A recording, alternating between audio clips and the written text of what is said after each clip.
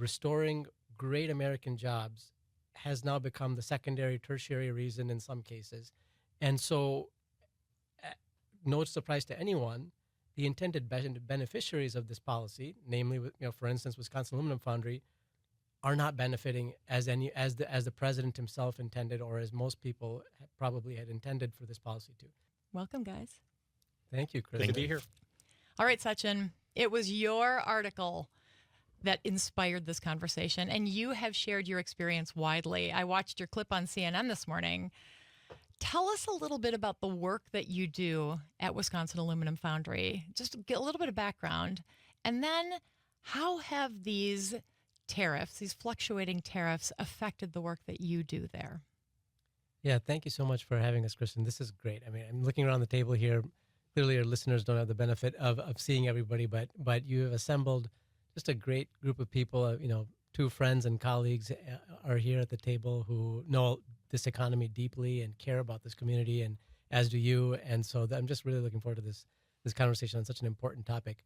So at our company, at Wisconsin Aluminum Foundry, we basically buy processed aluminum in the form of an ingot, and then we buy sand, and we buy other tools, and then we transform those basic raw materials into custom aluminum shapes for a wide variety of uses. So truck parts, satellite parts, engines, cookware, different things that probably many of your listeners see in their day-to-day lives, or maybe don't.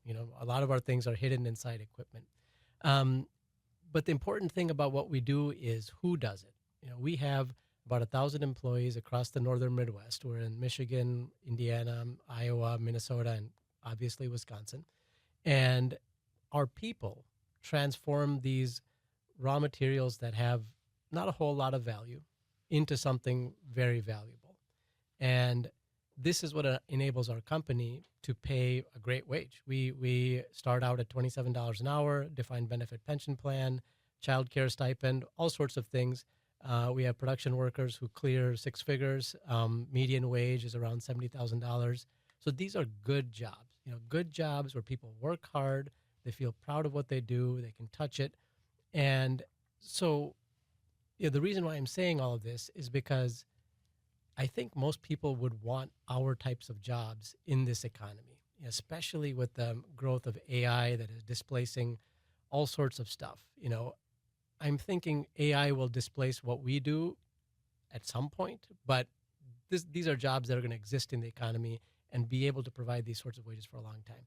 And so when we think about all of this in the context of the tariffs policy, this, I think, is one of the aims. Maybe the original aim of the tariff policy was, okay, let's protect companies like Wisconsin Aluminum Foundry to help them to grow, to be able to create more of those jobs, because we want those jobs in our economy. This thinking is not bad. I think it's something I would support.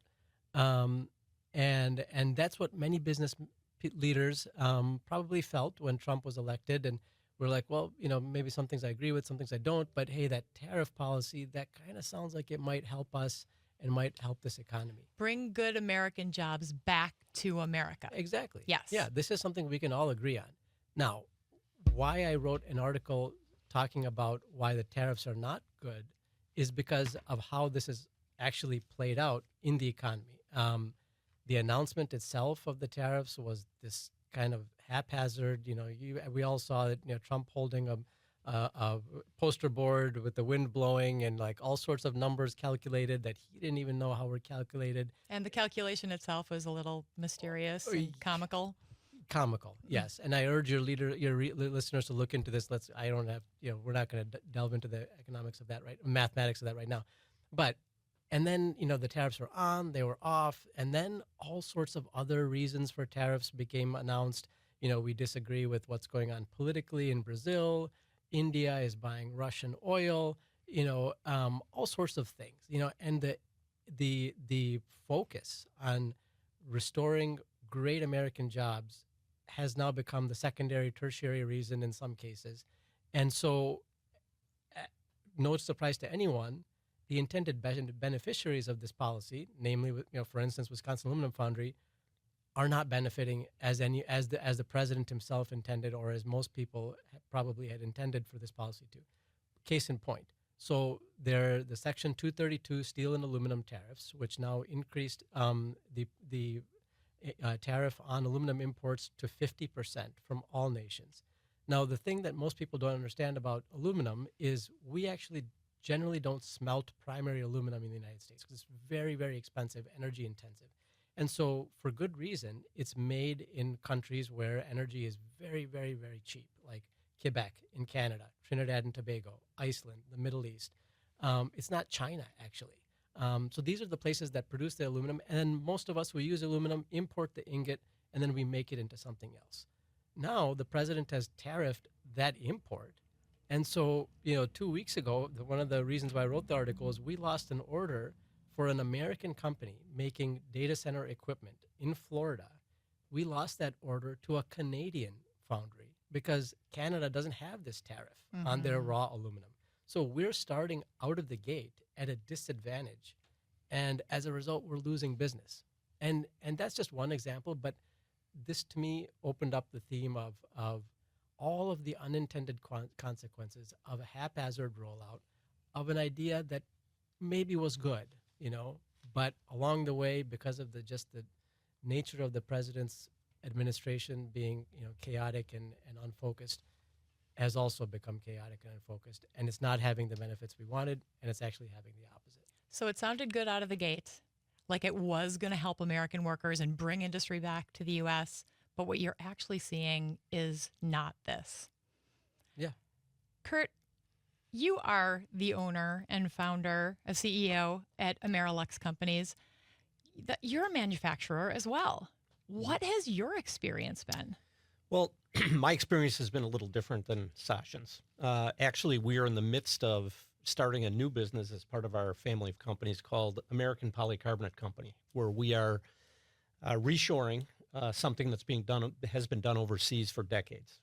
And in a new building in De Pere, we're part of a joint venture with a company based in Ireland. We're going to take some of their machinery that was there, and we're in the midst of installing it here in De Pere. I think listening to Sachin speak about the haphazardness and a lot of attention in my mind is on style versus substance. And any time that you do something as dramatic as this tariff policy, it's not going to be a straight line from the beginning of it to getting to the goal that you're looking to accomplish.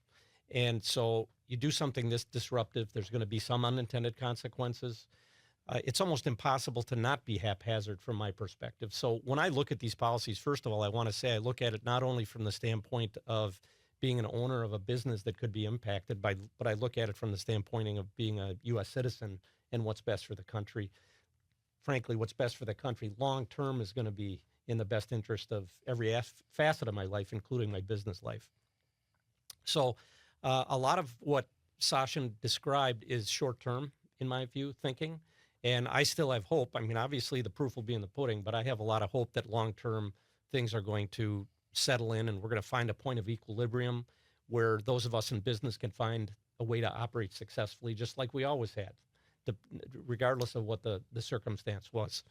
At the end of the day, there's really no reason why a Canadian company should be able to compete effectively with a company that Sachin runs. I know enough about his company and how he runs it.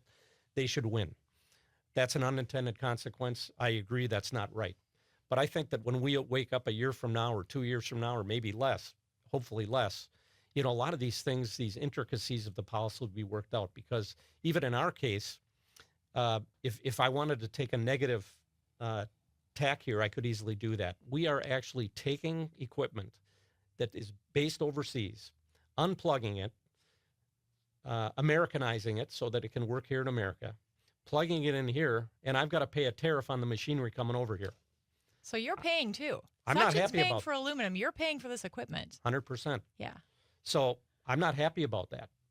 I think in the long run, though, because of what's going to happen with the economy, for instance, one of the many markets we serve is the agricultural market. Mm-hmm. Huge industry in Wisconsin. Huge, obviously, yes. Yeah.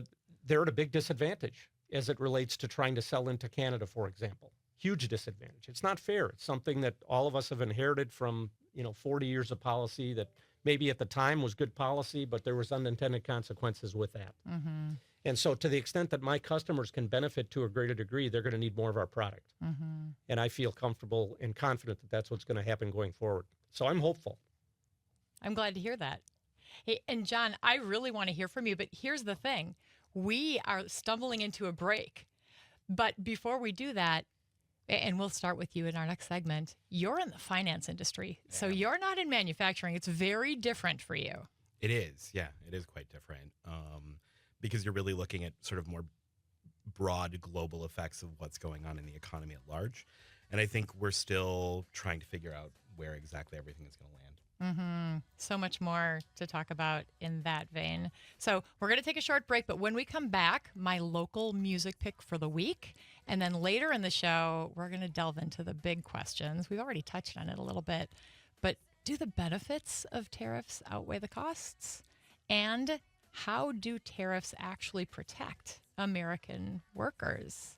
So we're talking tariffs with Sachin Shivaram, the CEO from the Wisconsin Aluminum Foundry, Kurt Voss, CEO and owner of Amerilex family of companies, and John Brogan, the CEO of the Bank of Kaukauna. And I'm Dr. Kristin Lyerly. You're listening to the Dr. Kristin Lyerly Show on WGBW, WISS, streaming on the Civic Media app, and available as a podcast on Spotify, Apple, YouTube, and everywhere.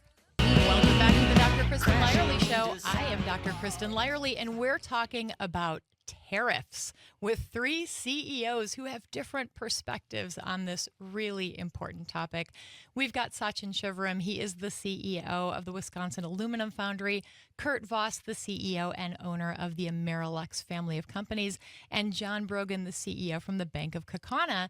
And before we get back to our tariff conversation, I have to introduce the Wishbone Breakers out of Appleton. They recently performed at Mile of Music in Appleton. That was Puddles off of their most recent album, Sometimes There's a Hole in Me.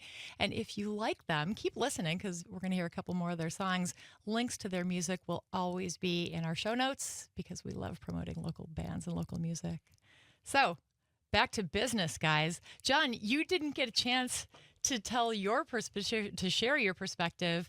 You are in the financial industry. These guys are manufacturers, but you have a different angle on this. Yeah, I guess the first thing I would say is that I don't think of tariffs necessarily as good or bad per se, but they're just a tool. And I think the others have also hinted at that as well. But how you use that tool really has a significant impact on its broader effect in the economy. And so I think we're still in a wait and see mode about exactly what impact all these tariffs are going to have.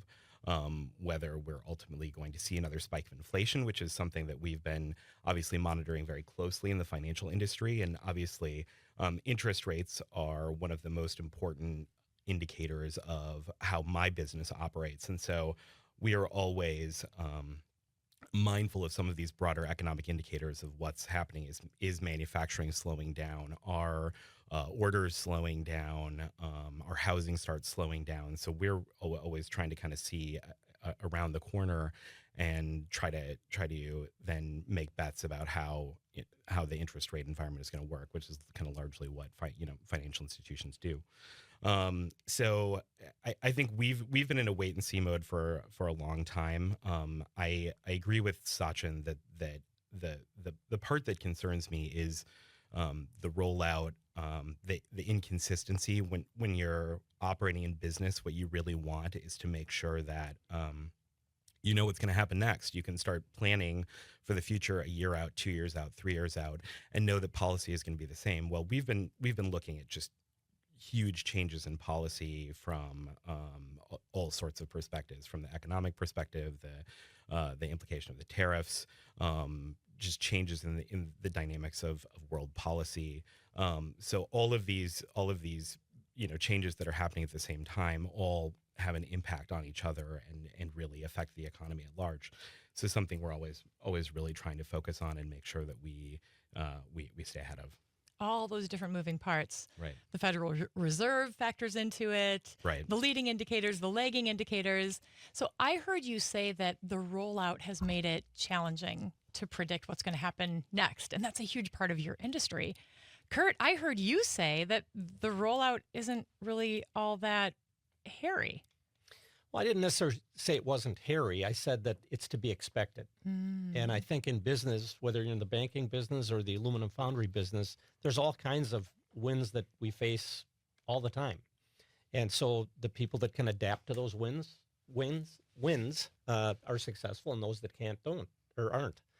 I mean, it goes back to the tariff policy really has three positives to it, or three intentions to it. One is it raises money for the government. I mean, there was a time when we had no income tax and we lived only on tariffs. It really served as kind of a national sales tax, I guess, if you want to think of it in those terms. So, estimates now are this year alone could raise $300 billion. That's a big deal for the country. Although, to be fair, during that time, that was a long time ago, and trade was very different back then. I mean, the world is much flatter now, and we're very much more interconnected than we were at that time. I agree. But then you can go down a different rabbit hole as to whether or not, how much do we care about America? Is it America first? Are we globalists and in between? So that's a different conversation. But I agree with you. Certainly, things are a lot different today than they were in 1900 when we were living on tariffs. The other thing that tariffs do is they influence policy. So Trump has obviously used it as a stick to help with illegal immigration, help with the flow of fentanyl across our borders, help with some geopolitical conflicts throughout the world. Frankly, I think to the benefit of the United States of America. So I like the fact that he's using those.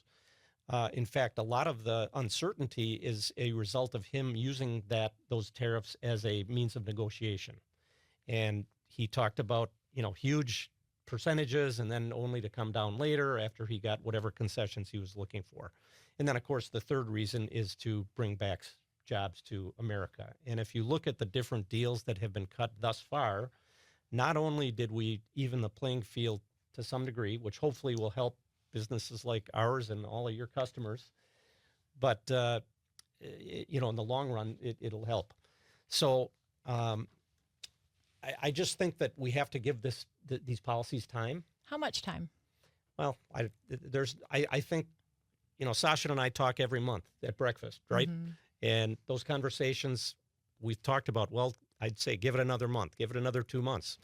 Well, now we got to deal with the EU and we got to deal with the UK, and we're close to hopefully ending the war in Ukraine. And, so all of those things are a function of what the Trump administration is doing. Now, I'm not here to be Joe Republican, but I have to admit that I agree with 95% of the policies that I'm seeing. I agree that the style could be a little bit differently. I would handle things if I were in that role a little bit differently, but I'm into results. And I'm seeing results, and that's what I'm excited about. I want to talk more about that because you just opened up a few different ways we can take this conversation. I'm really excited to come back to that, Kurt.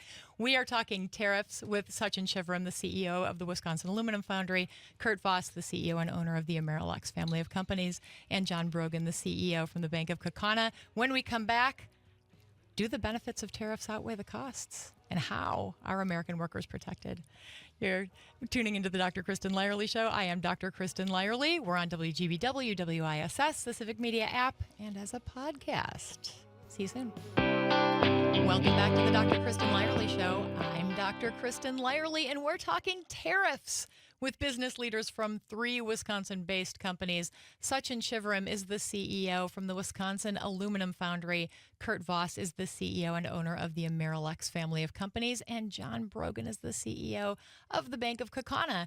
If you missed the beginning of our conversation, and this is a really good one, you can always find it wherever you get your podcasts: YouTube, Apple, Spotify, Substack, and of course, civicmedia.us. And you can always find me here every weekend streaming on the Civic Media app and broadcast on WGBW and WISS. Now, Kurt, you opened up a can of worms with the statements that you just made. Intentionally so. Yes. Let's get into the meat of it. Sachin, hit it. Yeah, I mean, one of the things that Curtin, so he mentioned we have breakfast every month and we talk politics. And one of the things that he and I argue about the most is, Is it an argument or a discussion? Come on. Or Sasha. sometimes is it hard to differentiate? Well, is like how high of a bar are we going to hold this president to? And so Kurt has been, you know, permissive with the president by saying, well, the rollout isn't perfect, but we agree on the long-term aspiration. And that's interesting, actually. Among this group, I sense the three of us agree on the very long term. Let's restore these great jobs. Medium term, do we agree on the primacy of the tariffs? We're probably all a little bit patchwork there. But where I think we disagree is on how important the rollout itself is to the policy. And the rollout is exactly what's wrong with this tariff policy. So what sparked my interest to write that article that I wrote was I was in a meeting in Washington D.C. with 15 industrial CEOs from some of the largest companies in America. Don't ask me why I was in that room, unclear. But I happened to was in this room as part of our trade organization, and these very important, high-profile, accomplished CEOs who lead giant manufacturing companies, all of them were like, who is he working with when he's putting together this policy? I mean, I'm not there. They were saying, like, I'm not there. Our people are not there. Our trade association is not there. And it turned out it's basically Trump and Lutnick and, some of his administration sitting in a room cooking up these plans, and they foist them, on America. And predictably, chaos follows, and he changes his. And so when Kurt said this is to be expected in federal policy, I don't think it is. I mean, whether you agree or not, the Biden administration's main thing was on climate change, and so they rolled out the IRA, and no one today, you may not like the policy, but no one today is saying, oh, the rules are unclear, or the implementation was bad, or nobody knows what they're doing. That is not the argument. You're talking about the Inflation Reduction Act. The Inflation Reduction Act, right? And I'm just taking that as an example of signature policy. And this is what we should expect of our presidents is, hey, this is a $25 trillion economy. It's not your little mom and pop amateur, fab shop. And so lives and livelihoods are at stake, right? And we expect a level of seriousness that at the very minimum matches what I bring to my own company. Now, Kurt, I'll ask you, would you, roll out a new pricing policy, something like that, without involving your team, without understanding the market? Yeah. I mean, would you? Well, maybe the 15 people in that room weren't happy with the tariff policy on that particular day. I don't know when that was. If that was a month or two ago, yeah, there was a lot more uncertainty than there is today. There's a lot of really smart people, in my view, making these policies. Some people are going to be excluded. But can you name one CEO who has said, hey, this is a great policy? I could name a lot of my friends and business associates that are thrilled with the long-term view and what's transpired thus far. Some of the deals that have been cut. You mentioned policies and chaos. Opening up our southern border, don't you think that was pretty chaotic? Chaotic to our cities, chaotic to all elements of our healthcare system. Kristin, you can probably vouch for that. Part of the tariff policy has helped to take care of that issue that was chaos, and I'm talking absolute chaos. Well, so if you want to compare chaos, we can certainly do that. Now, since you opened the door, I guess there's kind of an interesting question in the relationship between tariffs and immigration, and I guess I'm curious about if the point of tariffs, at least in part, is onshoring of jobs and kind of driving more jobs. At least from my vantage point, one of the boards that I serve on is the State Economic Development Corporation board, and I don't know, up to the date statistics, but within the last couple of years, there were 300,000 open jobs for basically 75,000 people who actually in the workforce could go fill them. So I guess I'm curious if we really are trying to onshore these jobs and put more people in America kind of working in these great jobs. What are we going to do when we can't possibly fill them? Well, we're going to have some sort of a comprehensive immigration system that makes sense, not one that just lets everybody in, including the bad guys. So in the long term, I guess your view is we're gonna have to let these people in. We're just gonna have to do it in a different way. Well, and I think in the near term, from a supply and demand standpoint, that's going to raise wages. And Trump talks about trying to be the middle class president.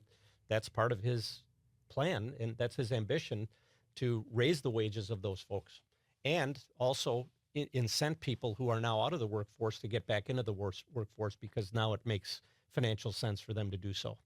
Well, look, I mean, I like to keep a conversation, on the Tariffs. on tariffs, and let me bring it back to that by saying that this is exactly case in point what John is raising, in that there isn't a plan. I mean, Trump. I was going to say Trump says.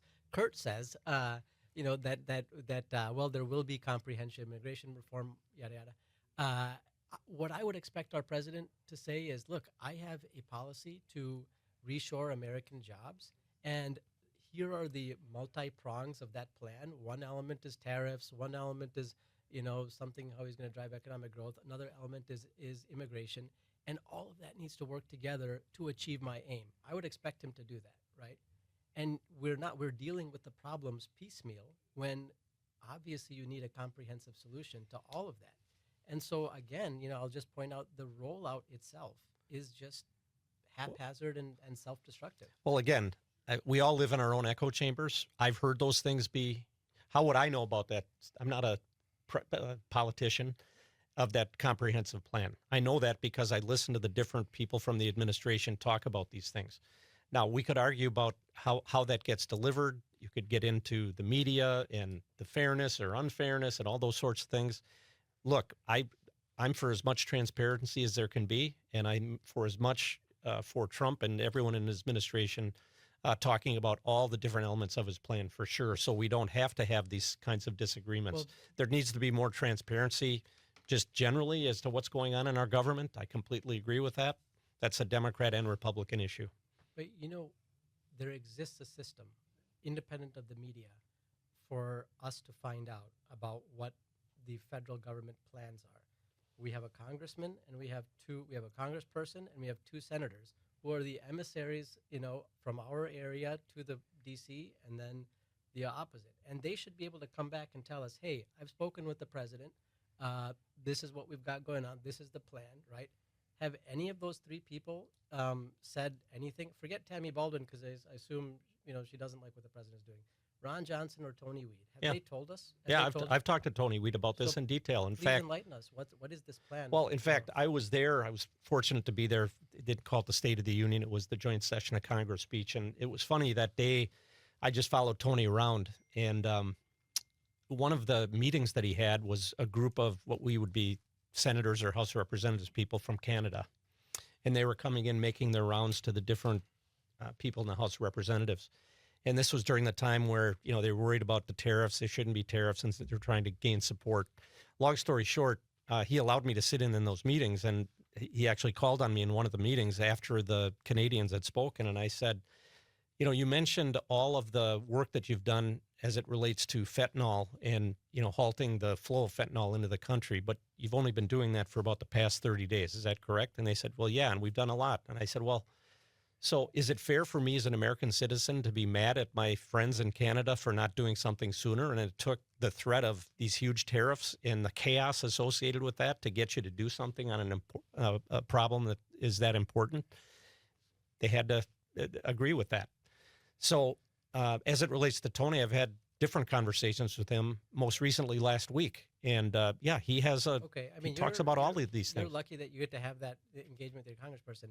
But what I'm talking about is Congress and the Senate are not involved. There is no federal legislation to support tariffs.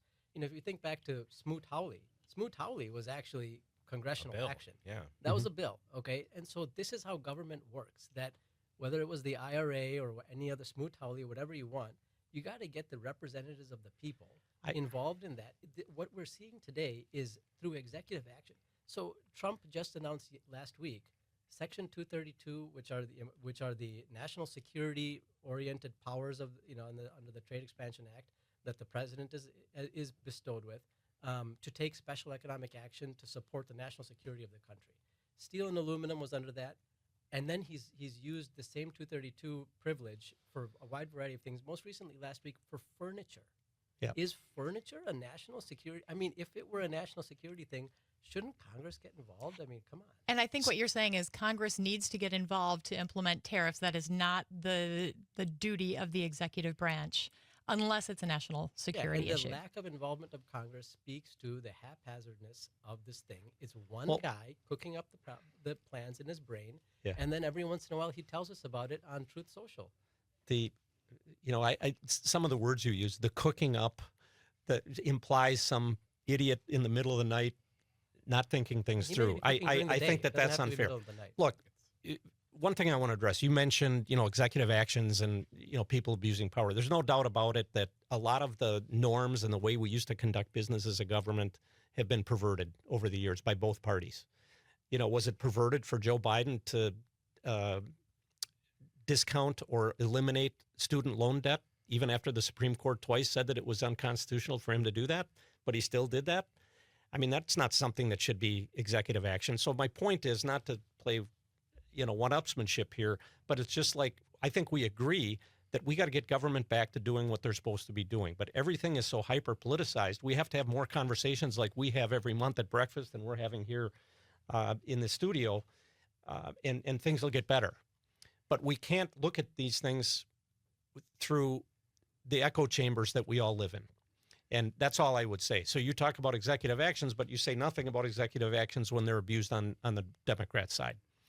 And I think we have to take a more balanced approach. The student loan thing is important, but is not economy moving. This is fundamentally globe reshaping public policy where the people that we elect and send to Congress and the Senate are not involved in matters that, man, they really should be involved. So again, by the way, the Congress and the Senate are controlled by the president's party. So it's not like he can even say, man, these Democrats are against me. Yeah. It's his own party, so why not? I would say forgiving hundreds of billions of dollars of student loan debt is a pretty big deal as it relates to inflation, as an example. So that's not a small thing. And a lot of the chaos that you talk about hasn't transpired. We haven't had chaos as it relates to inflation. We just haven't. Now, we can talk about, in my opinion, why that hasn't happened, but it hasn't happened. Inflation was supposed to be transitory. It wasn't. We have to challenge these thought processes and come to the truth somehow. Well, I think part of the problem is that we also have to look at this as part of a broader timeline of policy, action, and interaction that happens over time. Absolutely. And I want you to continue that thought after we come back from this break. We're talking tariffs with Sachin Shivaram, CEO from the Wisconsin Aluminum Foundry, Kurt Voss, CEO and owner of the Amerilex family of companies, and John Brogan, CEO from the Bank of Kaukauna. I am Dr. Kristin Lyerly, and you are listening to the Dr. Kristin Lyerly Show.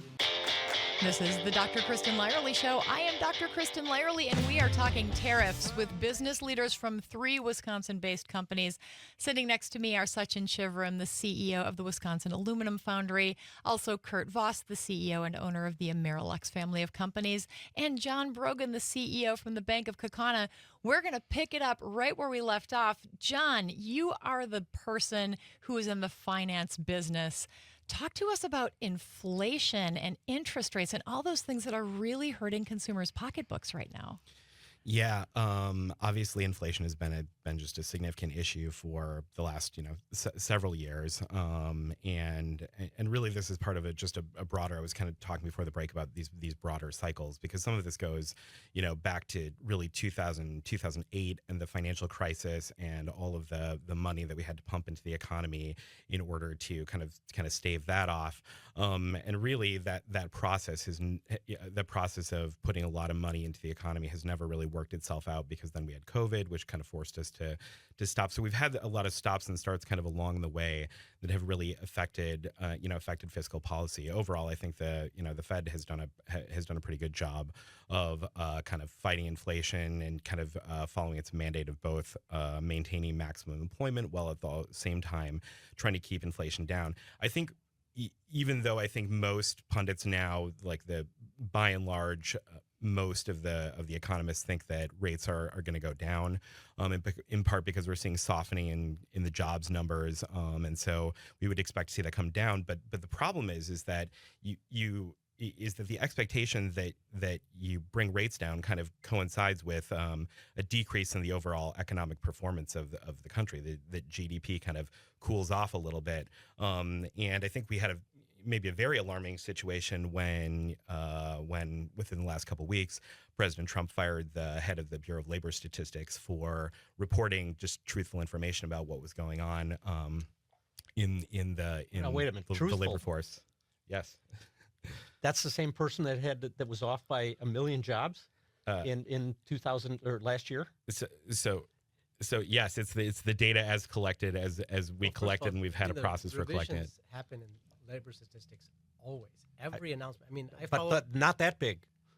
Yeah, I Yeah, mean, okay, yeah, neither, that- none that of us have large the is very the consistent. data offhand, but if maybe your listeners can look into this. I mean, there are, in every announcement, there are always revisions about the previous quarters.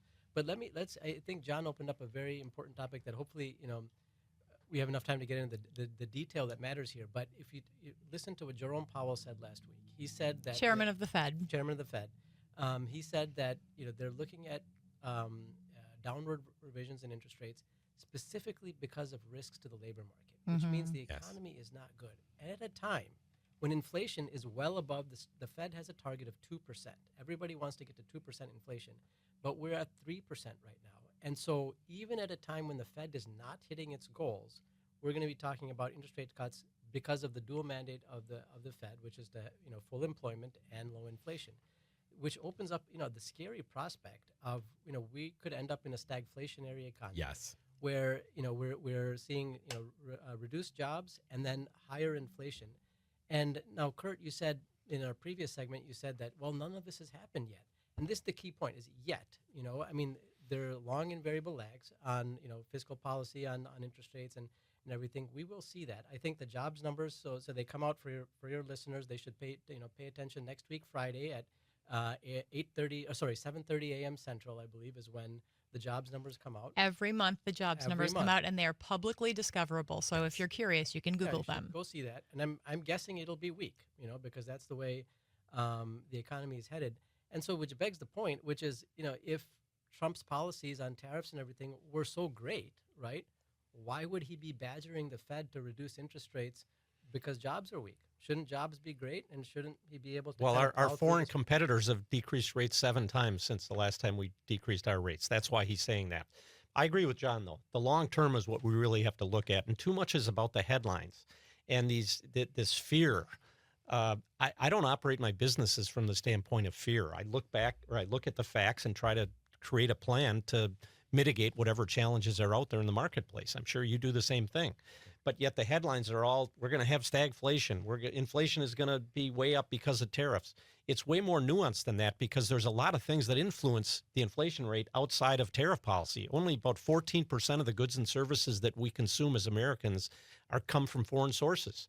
So, yes, obviously, if you put a tariff on it, it's like a tax. And to the extent that it gets passed on to the consumer, it's going to raise prices and thereby raise inflation. But it's a one-time hit. Inflation is caused by one thing: increasing the money supply. That's the only thing that causes inflation. Now, there's a lot of symptoms of inflation. Actually, I don't.